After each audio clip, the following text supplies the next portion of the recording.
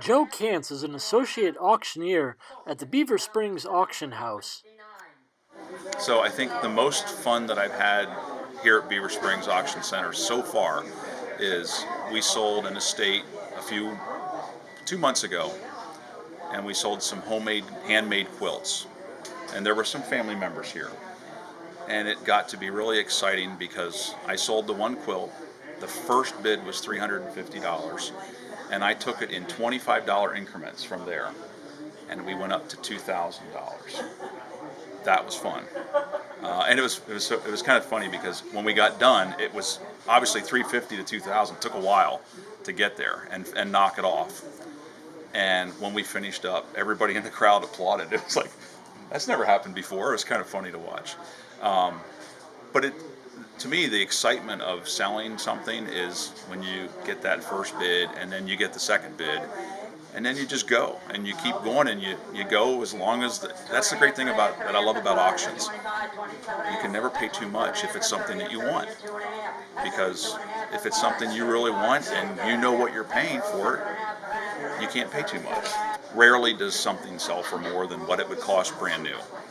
And most of the things that we sell are not brand new. Most of these things that we sell are older in nature.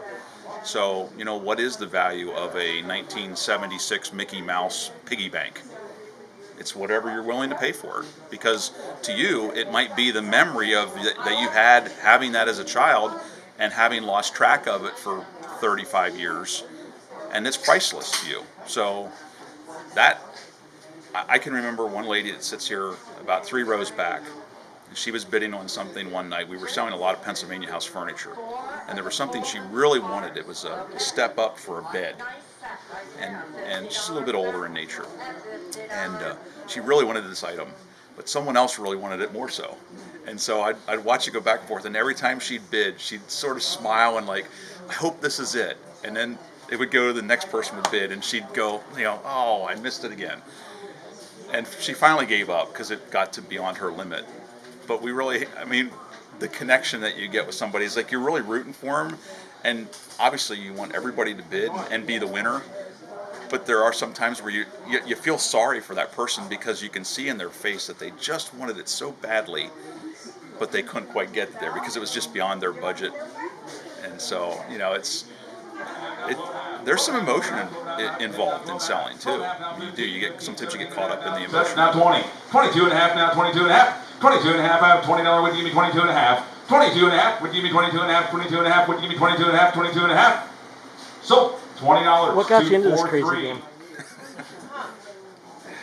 I've always loved going to auctions, and I guess I've always been the go-to when I've been at a family reunion or maybe it was the Republican rally in the fall or some event, and we'd have like an impromptu auction to raise money.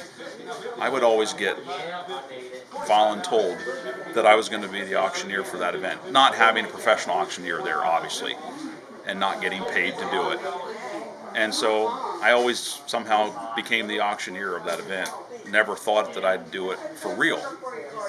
And so it was interesting to actually be asked to do this as somewhat of a career or a hobby, and I'm having a blast with it. It's a lot of fun, and you get to meet some really interesting people, and it's kind of neat to be a part of preserving history.